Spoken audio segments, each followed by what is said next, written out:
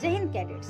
मैं under officer Ravisha Kumari, Bihar and Jharkhand directorate से। जैसा कि आप सभी थंबनेल देखकर समझ ही गए होंगे कि आज हम किस विषय पर बात करने वाले हैं। ईबीएसबी कैंप, एक भारत श्रेष्ठ भारत। आप सभी के मन में यह सवाल जरूर आता होगा कि आखिर यह ईबीएसबी कैंप क्या है, आखिर इस कैंप को करने से क्या फायदे हैं, हम सभी इस कैंप में कैसे जा सकते हैं और इस कैंप करने पे हम लोगों को क्या क्या बेनिफिट्स होते हैं। तो आइए चलिए मैं आपके इन सभी सवालों का जवाब दूंगी और साथ ही साथ मैंने जो ईबीएसबी कैंप की है आपके साथ में अपनी भावनाओं को, अनुभवों को साझा करूंगी। तो इस वीडियो में मैं अपने द्वारा किए गए कैंप के वीडियो भी शेयर करूंगी, तो आप सभी देखकर जान जाएंगे कि आखिर इस कैंप में किस किस तरह की एक्टिविटीज़ होती हैं।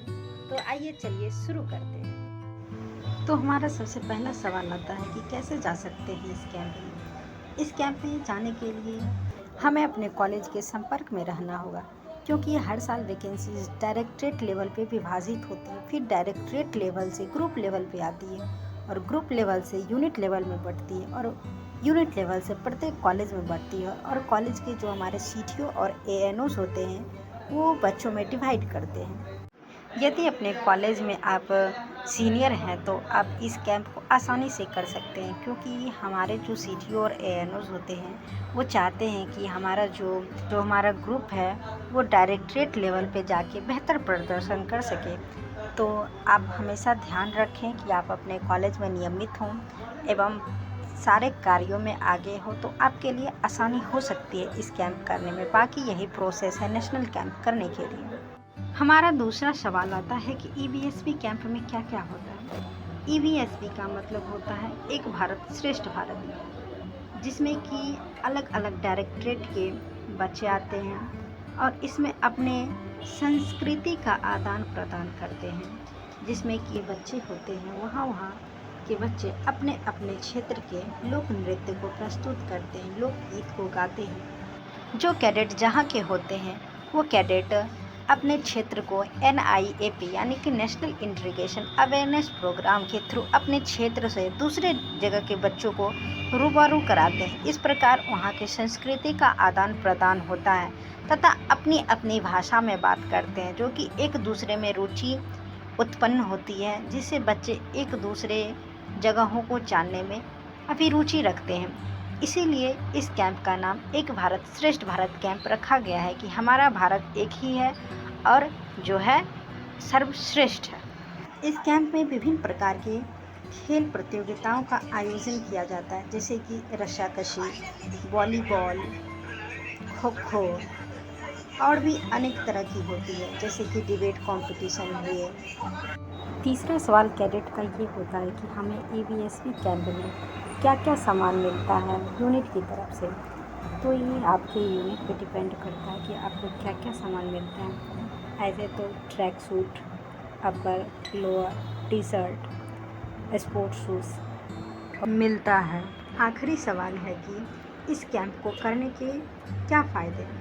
तो इस कैंप को करने के ढेर सारे फ़ायदे हैं। पहली बात तो जब आप अपने शहर से दूर होते हैं, आपको वहाँ पे कैंप करने का मौका मिलता है, दूसरे जगहों को घूमने का मौका मिलता है और दूर दूर से आए हुए कैडेटों के साथ बातचीत करने का, उनकी संस्कृति को जानने का मौका मिलता है। साथ ही जब आप B और C सर्टिफिकेट का एग्ज़ाम देते हैं तो उसमें 25 मार्क्स जो होता है बोनस के तौर पे दिए जाते हैं। साथ ही यह भी बात का ध्यान दिया जाता है कि यह बोनस मार्क्स तभी जुड़ते हैं जब आपने एग्ज़ाम को पास किया हो। तो चलिए मैं आपके साथ मैं जो ईबीएसबी कैंप की थी उसकी कुछ अनुभवों को साझा करने जा रही हूँ, जिससे आप बहुत अच्छी तरह से जान जाएंगे कि एक ईबीएसबी कैंप के अंतर्गत क्या क्या होता है। तो मैं आपको शुरू से दिखाने वाली हूँ कि जब मुझे ट्रैक सूट मिला और जब मैं ट्रेन से गई, यानी शुरू से एकदम अंत तक। तो आप देख कर बताइएगा कैसा लगा। मैं जो ईबीएसबी कैंप की थी उसका नाम है एक भारत श्रेष्ठ भारत कैंप,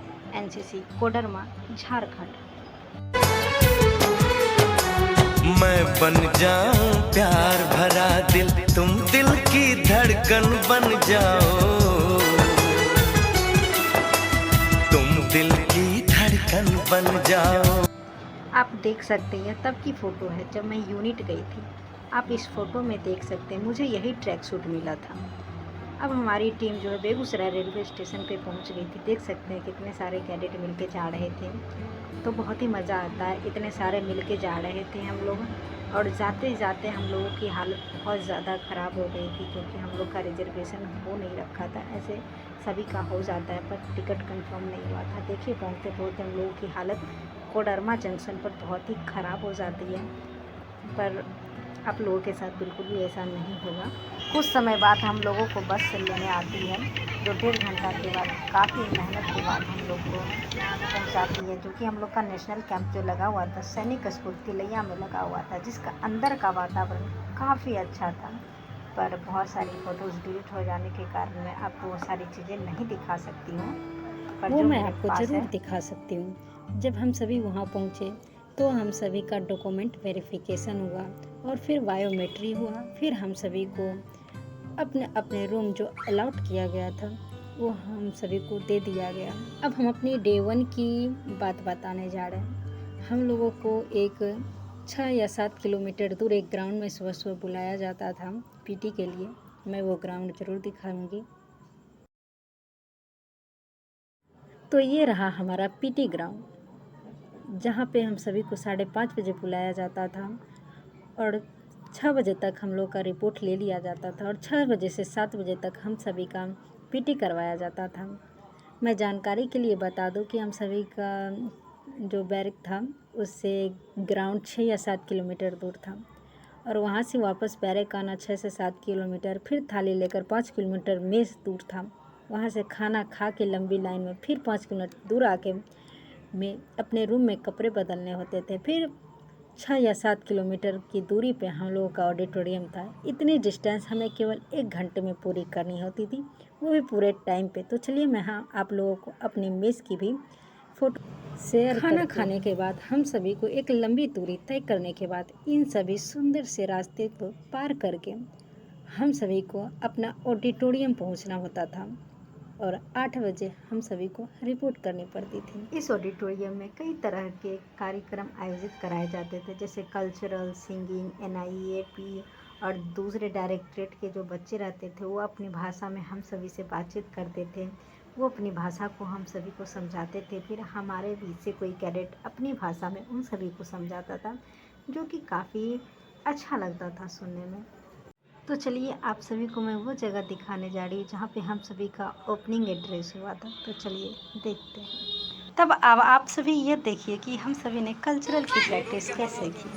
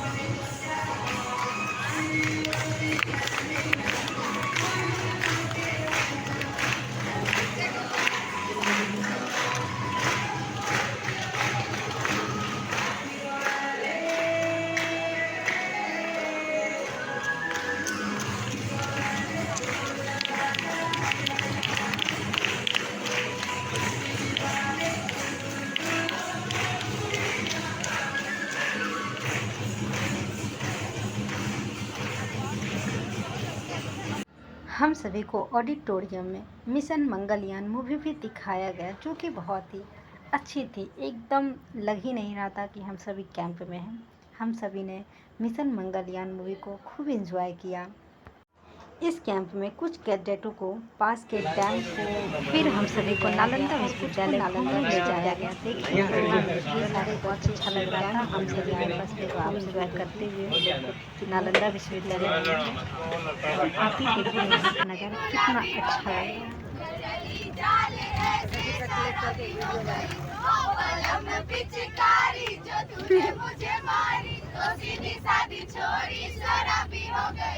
और जीन्स पहन के जो तूने मारा ठुमका तो लड्डू पड़ोसन की भाभी हो गई।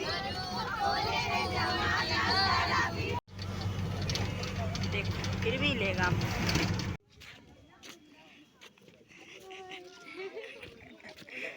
Hello sir.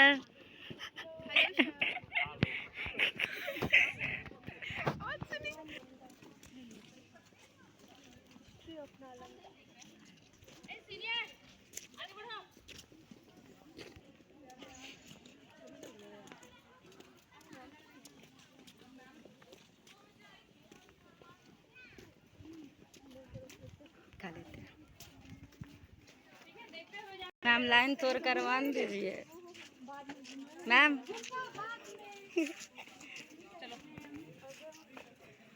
मस्त सा अपलोड करेंगे। हाँ दीक्षा मैम को भेजेंगे। हाँ हाय, हम पीछे वाला कर रहे, तुम आगे वाला करो। हम सबको दिखाएं।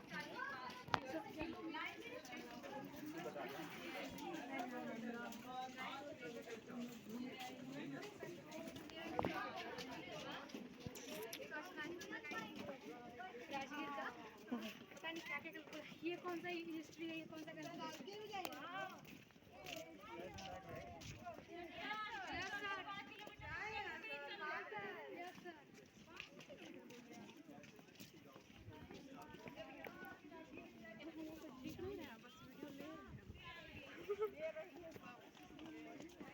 रहेंगे तब ना बताएंगे सर। कहाँ इन लोग को बढ़ाते ले जाना हो।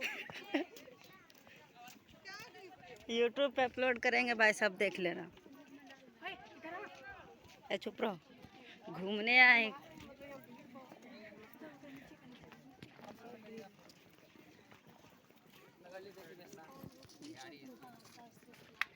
वाह जला हुआ।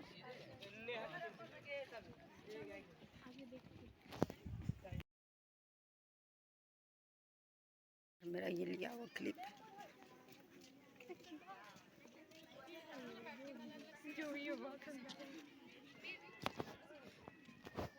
सीढ़ी देखो कैसा था।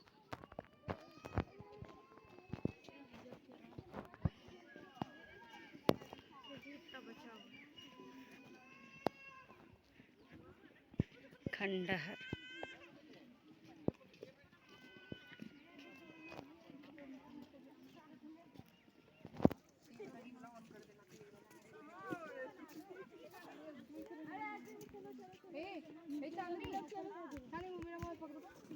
हो हो हो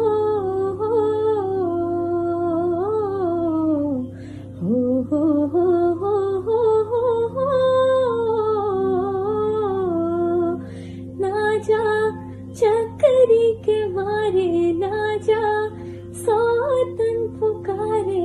सवर आएगा तो पूछेगा ना जा रे।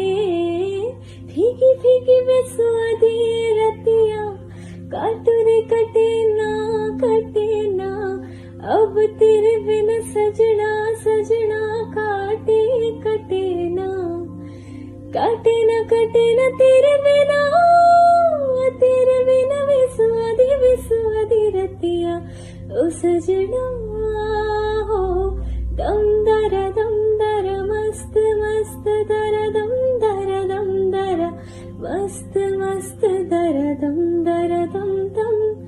ओ हमदम बिन तेरे क्या जीना।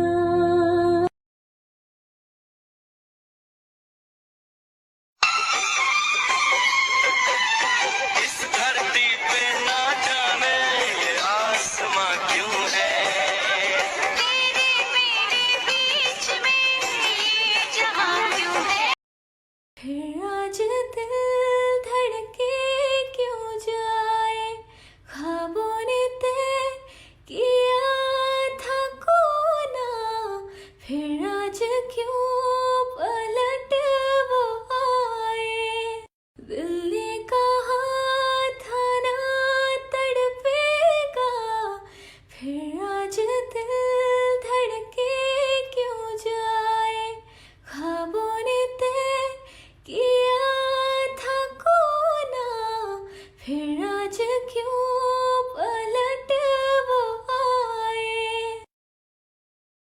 तो इन्हीं सब यादों के साथ हमारा ABSB कैंप का सफ़र समाप्त होता है।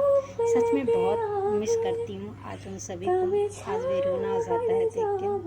तो जाइए आप सभी, यदि करने का मौका मिलता है तो जाइए, बहुत ही आनंद आएगा। इसमें बहुत सारे पार्ट मुझसे छूट गए हैं जो कि मेरे पास थे भी नहीं, और वो वीडियो बहुत ज़्यादा लंबी हो जाती, इसलिए मैंने कवर नहीं किया।